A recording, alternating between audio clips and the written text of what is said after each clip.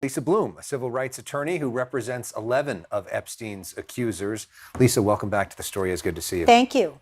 How do you respond to what you just heard from him? Well, every question you asked, his answer was to attack Democrats. There's not a single word about the Epstein victims. We know that there are hundreds of victims. I was very proud to represent 11 of them. And we want transparency. We want the files released. Donald Trump is trying everything he can think of to keep those files under wraps. Why? Because every time something is released, it makes him look terrible. I mean, today's release just shows the walls closing in on Donald Trump, showing how close that relationship was. So I know you spoke to some of those victims that you represent today. What are they telling you? Well, first of all, it's very upsetting when these documents get released piecemeal, drips and drabs. It just opens up the wounds all over again. We thought we were done when we got significant settlements against the Epstein estate and then against J.P. Morgan, who was found to have colluded with Epstein.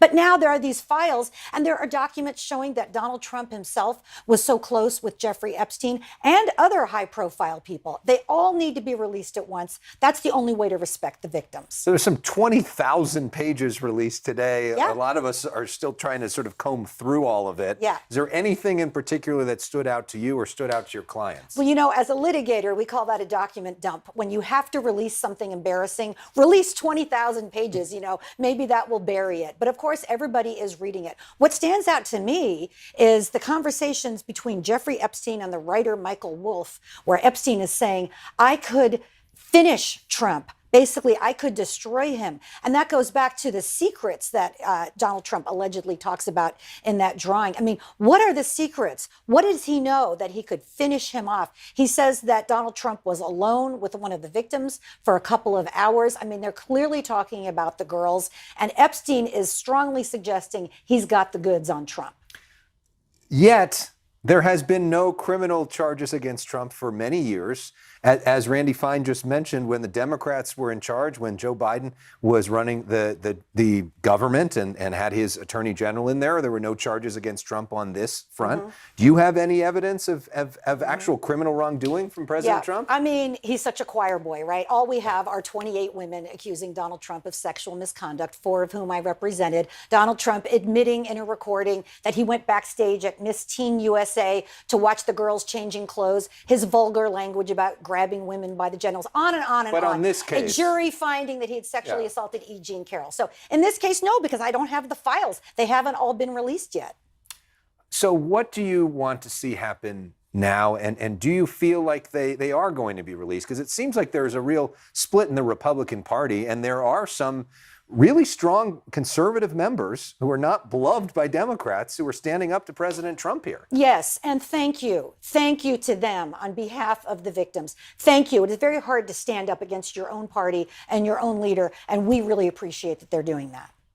And so, in terms of the way that he's handling this, well, he certainly looks guilty, doesn't he? Right?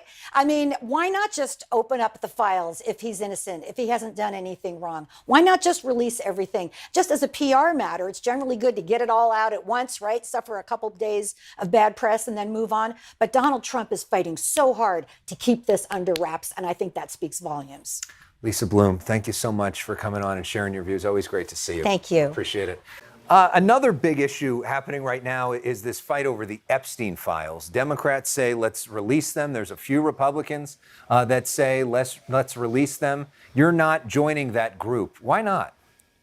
Well, Democrats don't want to release the Epstein files. If they had, they would have done it over the years that they were in charge. When they controlled the House, when they controlled the Senate, when Joe Biden was president, they had no interest in the issue. So this newfound interest in the Epstein files is frankly dishonest. I support what Speaker Johnson has been doing, which has been having the Oversight Committee do a full investigation into it. I don't buy the "we care about it now" nonsense from the Democrats. There's been a bunch of emails and documents that have come out just today. Any of it concerning to you? Are there any questions you have about President Trump's role in all of this? Here's what I know. If Donald Trump was implicated in the Epstein files, the Democrats would have rolled it out when he was running for president last year. They were willing to make things up to try to keep him from losing. Why to make him lose? Why wouldn't they tell the truth if there was something bad? The fact that they didn't makes me know that there's nothing in there that is worth worrying about as it relates to him, and I trust the judgment of President Trump. But if that's the case, then why doesn't President Trump just say release everything?